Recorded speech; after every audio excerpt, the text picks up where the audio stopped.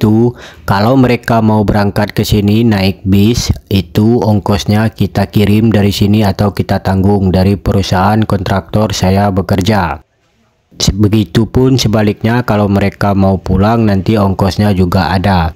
Nah, kalau mereka pulang itu ganti-gantian. Nanti kalau ini pulang terus balik, ada lagi yang pulang. Begitu terus ada ganti-gantian. Terus untuk tempat tinggal mereka di sini kontrakan, jadi kita kontrakin rumah satu buat mereka tinggal, dan itu juga kontraktor atau perusahaan saya yang tanggung. Nah, untuk makan mereka, beli beras itu juga ada anggarannya dari perusahaan saya. Jadi semuanya udah ditanggung fasilitasnya. Termasuk juga kita sediakan atau kita kasih mereka itu satu buah motor untuk kendaraan mereka kalau mau pergi ke warung atau kemana. Nah, jadi untuk aturan mereka kerja dari jam 7, istirahat jam 12, start lagi jam 1, pulang jam 5, itu aturannya mereka sendiri yang bikin, bukan dari perusahaan saya atau juga dari owner. Jadi mereka itu kerja kan udah lebih dari 8 jam sehari. Itu udah terhitung 9 jam. Itulah sebabnya bayaran mereka tinggi. Jadi mereka udah digaji ataupun hitung dengan lembur mereka yang 1 jam. Kalau mereka kerja dari jam 7 pulang jam 5 kan itu 9 jam. Nah, waktu minimal kerja itu kan 8 jam. Nah, itulah penyebabnya kenapa mereka bisa kerja seperti itu. Dan itu karena mereka itu datang ke sini memang cari duit, kerja pulang, bukan untuk main-main. Jadi itulah sebabnya mereka bisa kerja 9 jam dalam 1 hari. Nah, dan untuk skill pekerja itu memang mereka itu semuanya memang memiliki kemampuan atau memiliki skill di atas rata-rata ya. Jadi semua tukang itu apa aja atau ditugaskan di bagian mana aja mereka itu bisa semua mengerjakannya. Kecuali kenik. Kalau kenik memang khususnya untuk ngaduk semen atau bantu tukang. Nah, di sini saya ada perbedaan atau pengalamannya sedikit ya. Jadi di tukang-tukang lokal tempat sebelumnya itu saya belum pernah menemukan mereka itu pakai, kalau melaster dinding itu pakai metode kepalaan. Mereka itu kebanyakan masih pakai cara yang lama, yaitu digosok atau dipakai scrub gitu ya. Nah, perbedaannya di mana? Jadi kalau dari tukang kita ini Pulau Jawa ini, mereka kalau mau plaster dinding itu wajib membuat kepalaan terlebih dahulu. Jadi setelah itu baru mereka plaster dinding menggunakan jidar. Nah, kelebihannya kalau plasteran pakai jidar itu benar-benar lurus dan tidak ada gelombang pada dinding. Dan hasil plasterannya pun dinding itu keras, padat, dan susah untuk dibobok. Bahkan pakai bor pun keras itu kalau dibobok. Beda dengan kalau plasteran pakai metode lama itu digosok ataupun dipakai scrub itu ya. Itu hasil plasterannya itu lembut. Kalau dibobok pakai bor ataupun pakai pahat itu gampang hancurnya. Nah, itu perbedaannya. Yang kedua perbedaannya hasilnya itu kalau plasteran pakai gosokan itu mungkin kelihatannya rata ya, tapi kalau udah kena cahaya lampu, misalkan udah dicat malam kena cahaya lampu, itu pasti kelihatan gelombang pada dindingnya. Nah, itu gelombang itu kayak bukit-bukit padang pasir di Arab sana ya. Itu kelihatan, itu nggak bisa bohong. Nah, mungkin kalian pernah melihat rumah-rumah zaman dulu atau apa itu temboknya gelombang. Nah, itu pasti mereka plasternya dengan cara seperti itu. Tapi kalau pakai jidar itu saya sudah uji coba sendiri. Saya sudah melihat, bahkan malam gelap saya senterin pakai senter dindingnya itu tidak ada yang gelombang. Jadi benar-benar rata, rapi, dan mulus. Dan hasilnya pun juga kalau dibobok itu nggak gampang hancur, memang benar keras. Nah, ngomong-ngomong tukang dari Pulau Jawa, ini juga kita ambil dari Pulau Jawa itu, lebih tepatnya mereka ini dari Majalengka. Jadi Jawanya mereka ini Majalengka, Sunda ya. Nah, untuk fisik dan untuk interior juga kita juga main di interior mebel. Itu tukangnya dari Jawa juga, Jawanya Jawa Sunda juga. Sundanya itu ini Sumedang. Jadi untuk di fisik ini kita pakai Sunda dari Majalengka, dan untuk di tukang mebel atau interior kita Sunda juga dari Sumedang.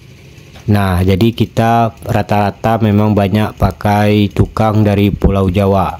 Nah, selain dari itu juga saya mau menyampaikan pengalaman menghadapi tantangan membangun rumah. Jadi, menjadi kontraktor atau pemborong tidaklah mudah. Ada banyak hal atau proses yang harus dilalui, dan ada banyak faktor yang perlu kamu perhatikan.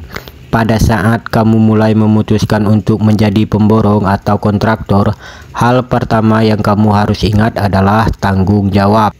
Mungkin di luar sana ada banyak kasus yang pernah kamu temui, seperti contoh pemborong kabur melarikan uang proyek, pekerja atau tukang yang tidak dibayar gajinya, atau pembangunan roboh karena kelalaian pemborong atau karena kurangnya ilmu atau pengetahuan tukang dalam konstruksi bangunan, sehingga menyebabkan hasil pekerjaan tidak bisa dieksekusi secara matang. Menjadi seorang pemborong dalam proyek pekerjaan pembangunan rumah. Pekerjaan pembangunan rumah adalah pekerjaan yang penuh tantangan. Tidak hanya memerlukan keterampilan teknis, tapi juga perlu manajerial yang baik. Langkah pertama adalah kamu ataupun saya harus memahami gambar desain dan spesifikasi yang diberikan oleh pemilik rumah. Ini sangat penting karena setiap detail harus diperhatikan, mulai dari ukuran ruangan hingga bahan yang akan kita gunakan. Berdasarkan pengalaman saya selama di dunia bangunan, pemilihan material yang tepat sangatlah penting, terutama memastikan kualitas bahan bangunan yang akan kita gunakan sesuai dengan standar yang telah disepakati. Menggunakan bahan material dengan kualitas terbaik dapat meningkatkan daya tahan bangunan dalam jangka panjang. Selain pemilihan material, pemilihan tenaga kerja yang terampil yang mempunyai skill kerja yang baik sangatlah penting, karena kalau kita memiliki pekerja yang skill mumpuni, itu sangat membantu kelancaran proyek. Sebagai pemborong, harus bisa mengelola berbagai aspek proyek, mulai dari pengawasan langsung di lapangan dan perlu menjalin hubungan atau komunikasi yang baik kepada pekerja atau tim, sehingga bisa membuat proses pekerjaan berjalan dengan lancar dan baik. Nah, selain dari itu, saya khususnya ataupun kamu nantinya sebagai pemborong perlu memastikan bahwa pembangunan berjalan sesuai dengan waktu yang telah disepakati. Ini sangat penting karena apabila tidak diperhatikan, ini bisa menjadi masalah, yaitu bisa membuat keterlambatan pembangunan dan menyebabkan waktu penyelesaian proyek bisa lebih lama dari waktu yang telah disepakati. Hal ataupun tantangan ataupun masalah yang sering kita hadapi di saat pembangunan rumah itu seperti cuaca yang buruk atau musim hujan. Nah, ini bisa membuat pekerja tidak dapat melaksanakan tugasnya dan ini bisa membuat pekerjaan jadi mundur. Selain itu, masalah yang sering dihadapi adalah adanya perubahan permintaan dari pemilik rumah. Jadi seperti ada ruangan-ruangan yang udah kita kerjakan, terus kemudian nanti ada permintaan perubahan dari yang punya rumah. Oke, mungkin cuman sebatas itu dulu yang bisa saya bagikan kepada kalian. Semoga apa yang bisa saya bagikan bisa bermanfaat bagi kalian. Di channel ini saya hanya berbagi pengalaman dan sharing kepada kalian. Mari kita sama-sama belajar. Mungkin kamu bisa komen di kolom komentar dan memberikan masukan atau saran bila ada yang kurang di video ini. Atau kalau kalian mau melihat foto-foto pekerjaan kita di lapangan, kalian juga bisa masuk atau kunjungi Instagram saya. Di link saya ada naruh Instagram Tukang Sipil. Jadi kalian bisa follow Instagram dan kalian di sana juga bisa nanya-nanya tentang seputar bangunan. Ingat ya, rumah itu investasi jangka panjang. Jadi pastikan pada saat kalian membangun rumah, semua aspek termasuk kontraktor ataupun tukang sudah kamu pilih dengan hati-hati. Oke, terima kasih. Sampai jumpa lagi di progres minggu depan.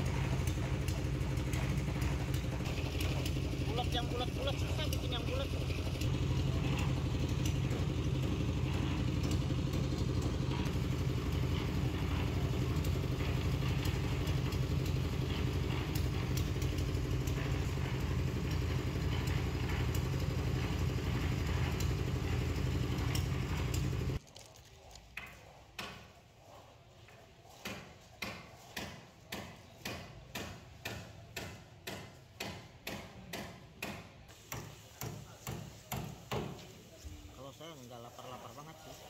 Terus makan bakso. Kenapa nggak dari kemarin? Makanya kalau udah kelar.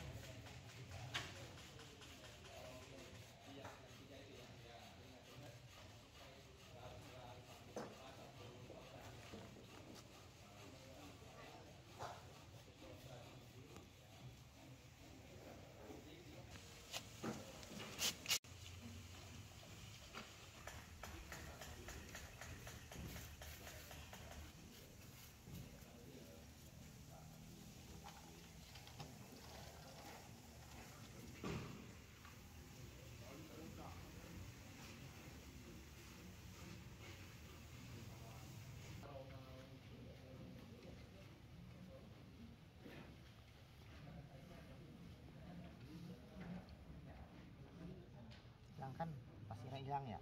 Iya ya. Mampus, masih basah soalnya.